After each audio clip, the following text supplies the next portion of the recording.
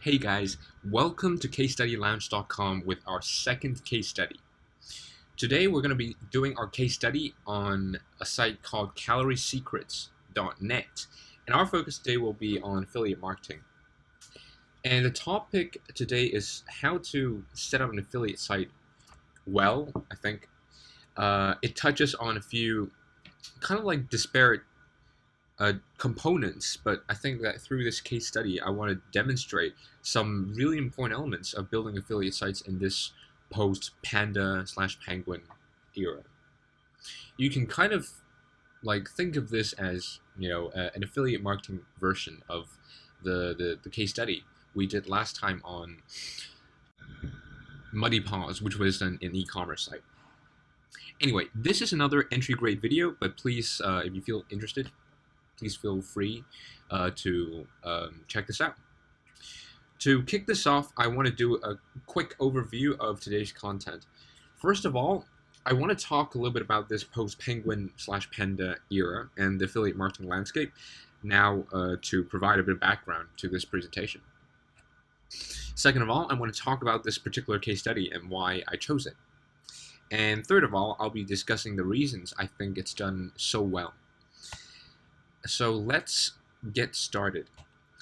I personally think, and I think you'll come to agree, if you've stuck around long enough, that affiliate marketing is a lot tougher than, let's say, even 2 to 3 years back. And we're now in 2013, so depending on when you're watching this. Anyway, and it's going to get tougher and tougher every single year. And here's how I view the evolution of affiliate marketing since its inception from the very beginning by Amazon with its associate program. Anyway, this is kind of like a perspective in Google, so that's what I'm going to be talking about. The first era, I think, was a period of spam.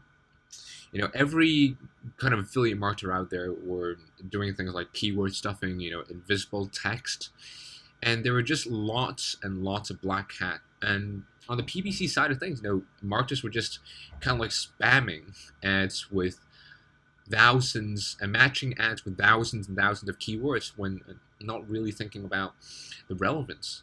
And it worked because Google's algorithms back then were still in the infancy stages, and it worked really well. Okay, and they were really like dirt cheap.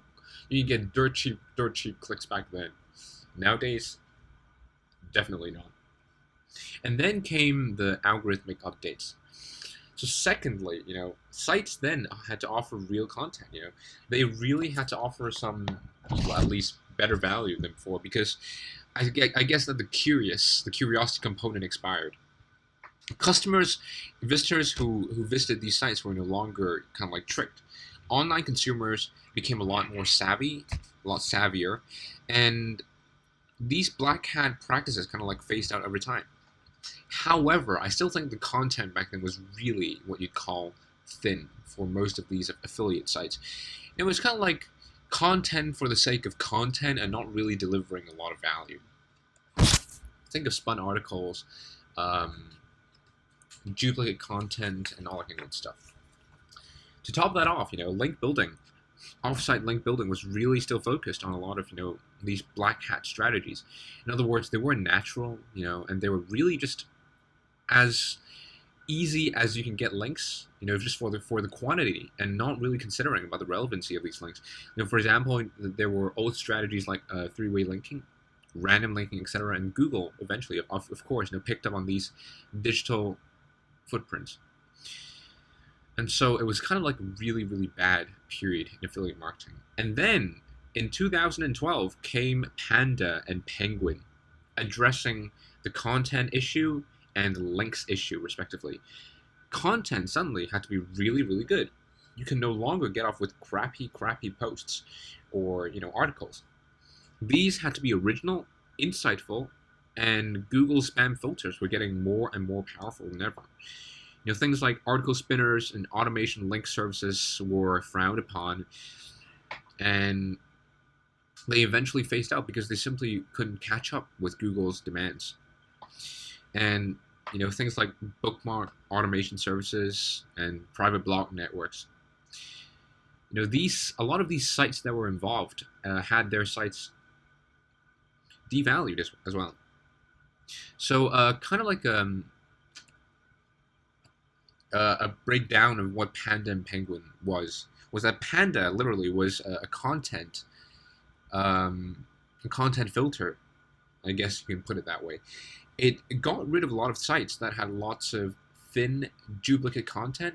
Okay, sites like Easy Articles and GoArticles.com.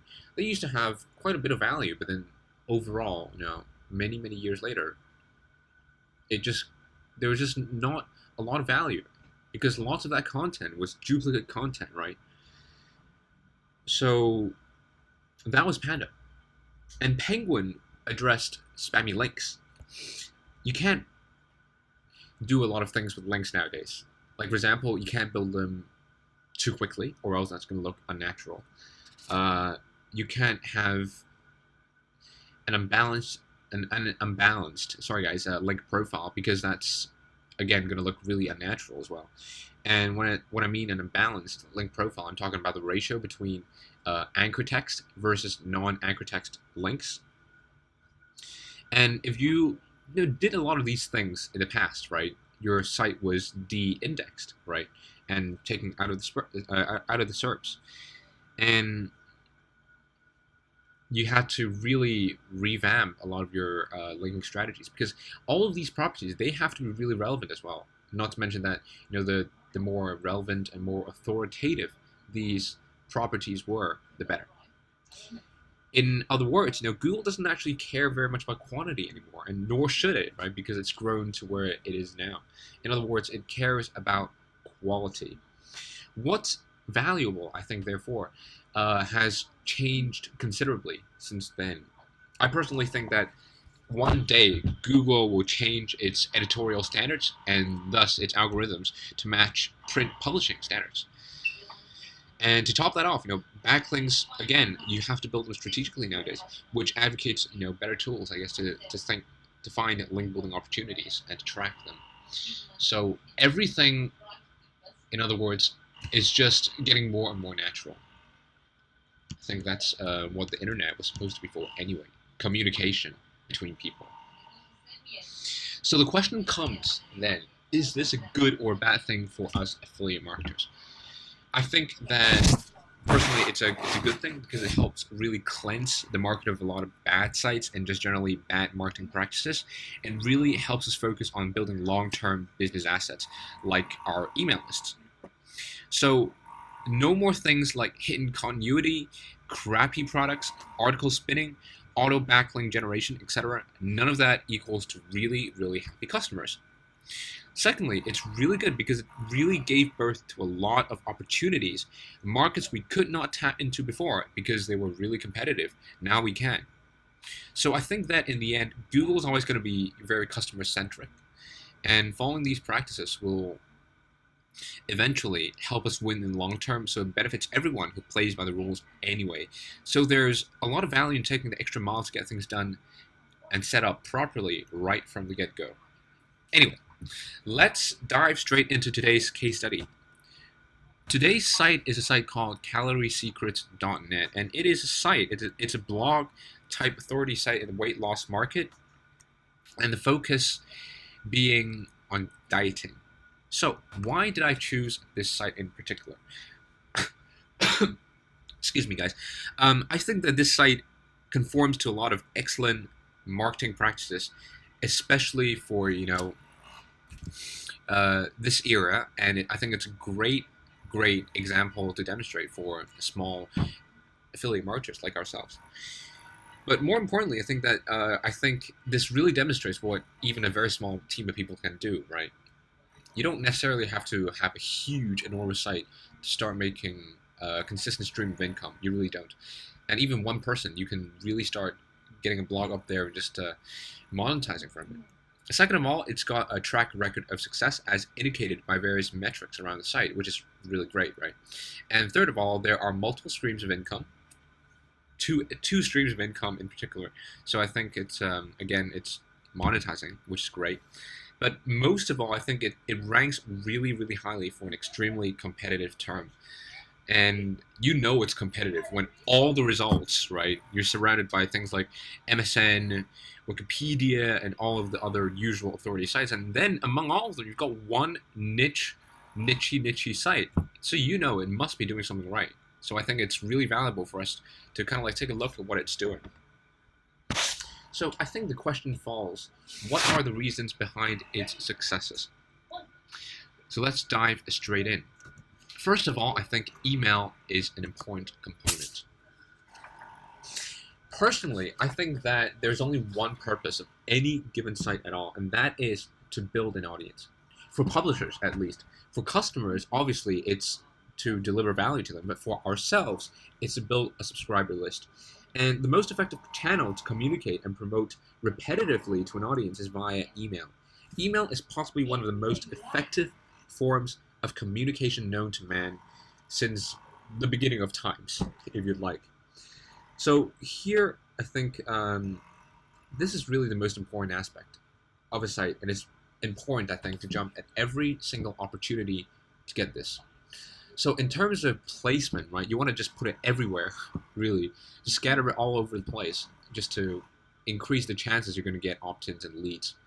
You know, things like one-time offers, piggybacking other product launches of people you might do JVs with.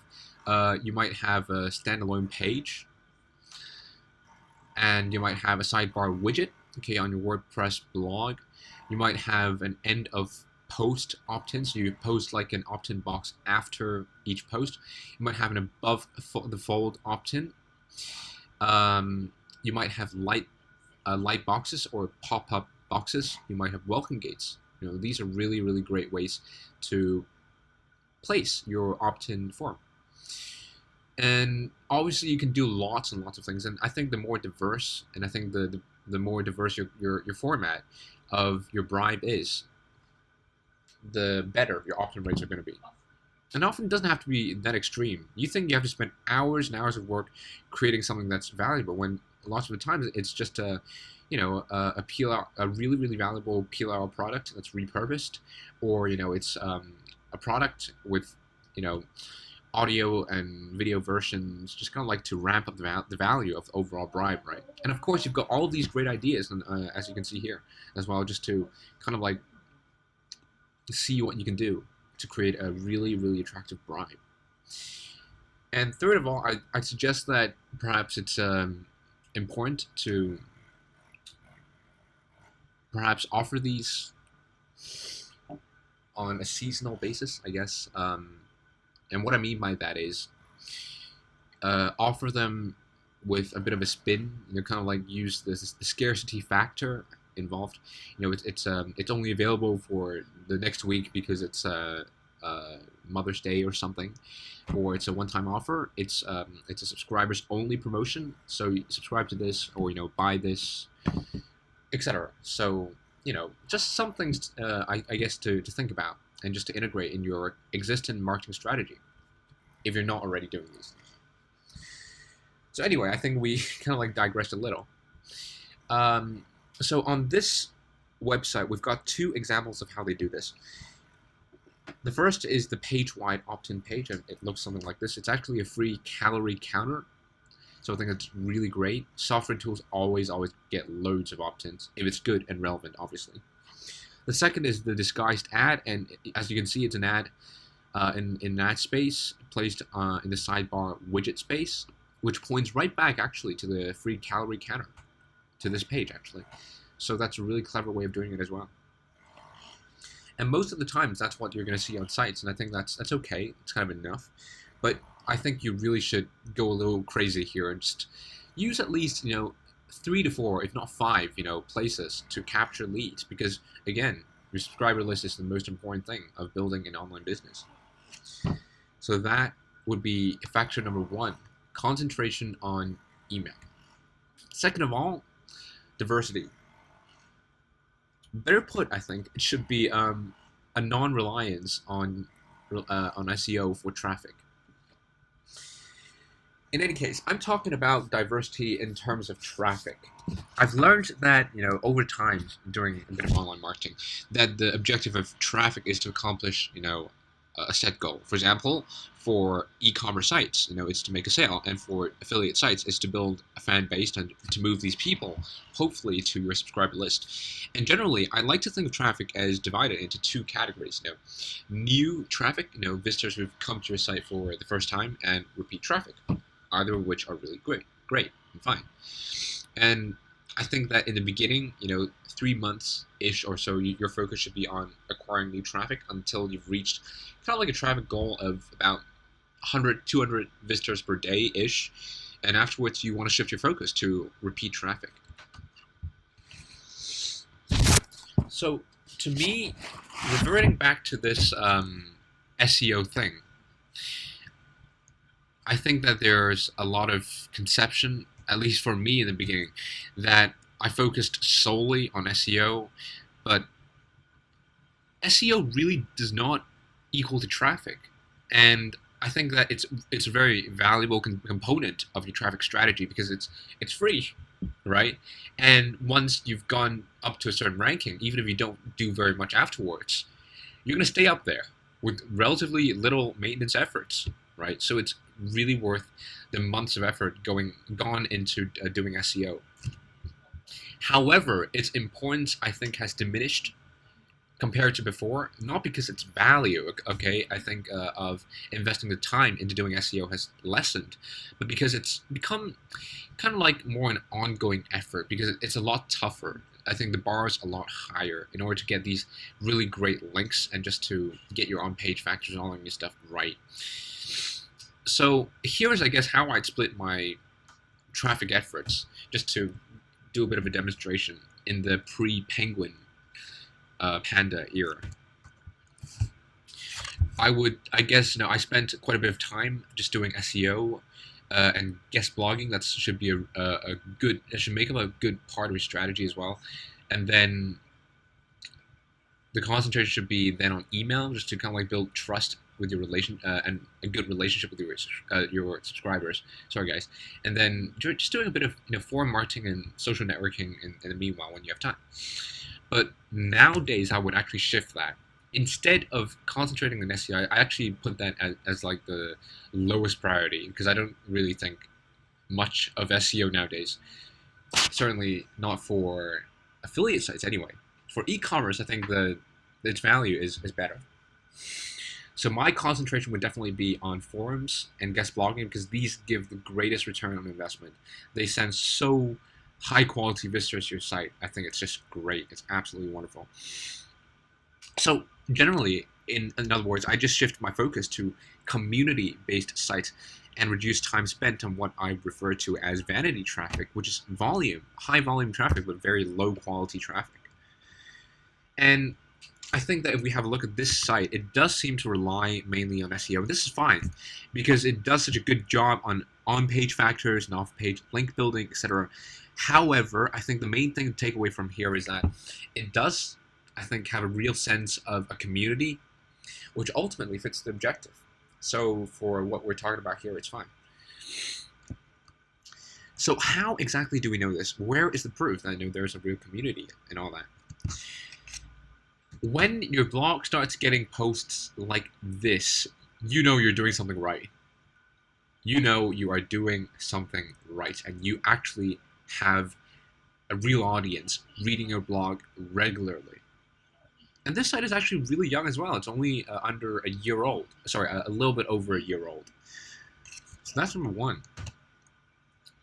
And then on any given post, right, you have really evenly distributed likes and pins and tweets across all of these different social networks. And I don't think you can actually buy that, right? Even if you have a budget, you probably wouldn't buy that. I think this is natural. So you can't fake it. And then you have this, okay? Whatever it is, whatever you're trying to do, you just can't buy this, okay? This is a real sense of a community. And you can't actually see it from the site because it looks so dull and plain. And we're going to talk a little bit about design later. But there we go, It goes a long way, again, to reiterate why I chose this site. to show that even with a very small team of people, even by yourself, you can really build a real thriving community, which you can convert into subscribers and eventually into sales. Okay, so that's number 2, diversity. Do not rely on SEO for traffic, and have, a real community based around your site. Number 3, I want to emphasize on the importance of design. So that was upcoming. I personally think that design is not the most important thing. If you've looked at previous screenshots of this site, it's not terribly eye-catching. In fact, its design is almost kind of like outdated. Okay, I know this because it uses a very old, I think the one used to be a very popular WordPress theme. It's very, I think, minimalist as well. However, it does have a very clean, clear-cut structure. They have, pre-allocated spaces, for ad space, for your opt-in forms, your subscribe bar, navigation bar, and the footer bars. And it's all very simple and clearly laid out. There are no flashy components at all. And that is it. Again, you do not need a fancy design to make money. And that's what it looks like. And it's actually more in line with your objectives anyway. People are primarily interested in what you have to say rather than what it looks. Because I think what you have to say is going to be relevant to them as opposed to looks, which really doesn't offer very much value anyway. And when you have too many flashy components, it kind of distracts, and you're kind of like distracting them and pulling their attention away from what you want them to do, which is primarily reading your content or digesting it if you're not doing text, and subscribing to your list. So simple, minimalistic design is actually better, in my opinion. And I think I skipped a slide again there. Sorry, guys. And number 4. This ties in, I think, with the structural clarity type of theme we just talked about. It's really, really important to have a clearly defined structure.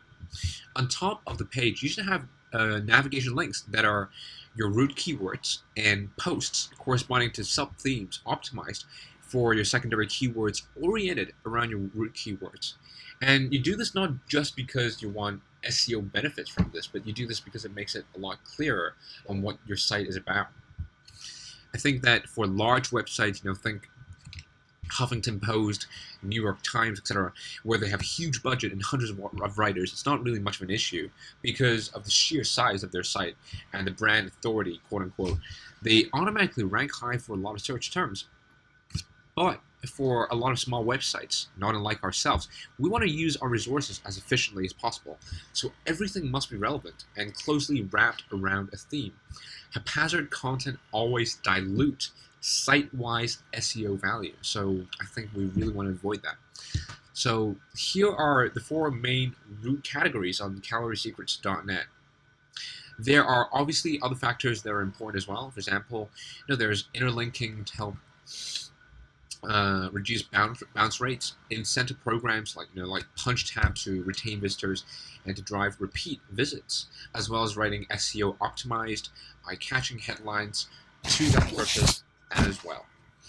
And here are some screenshots. This is an example of interlinking, and then interlinking after the post, and some really great headlines examples. Now, we don't have time to dwell on how to form and forge great headlines because that's not really what we're talking about here, and this is something we might cover in a later episode. However, we've included a link here if you wanted to kind of like learn, just kind of like look a little bit into this topic of writing great headlines from the authority, literally of blogging, right? So going back, just a quick overview of why these headlines are great. First of all, does sugar cause weight gain? This is kind of like a myth buster, right? There's always this conception that sugar does cause weight gain. They might disprove it somehow. And then there's, is your diet making you fat? It gives a bit of a personal touch, so that's really great. 10 diet changes for better health. This is a list post. These do really, really great in terms of being reshared, and they do very well on content aggregation sites, and they really tend to get shared a lot, so these are really great. And then we've got exercising with type 2 diabetes, what you should know. This is very specific, and it's got a very specific target audience in mind. Great headline again. And then there's everything you need to know about food preservatives. There's kind of like a sense of authority in it. Again, all of these are great headlines. Okay. Now, here are the downloads as usual. There's going to be a transcript and PDF of this presentation and a link to the resources that were pointed to from this presentation. So please visit www.kstudieslounge.com to download these resources. Unfortunately, because this presentation was a bit long, I had to split this up into 2 parts. So thank you for staying tuned for this session, and please check out part 2 tomorrow. Thank you so much, and I'll talk to you guys later.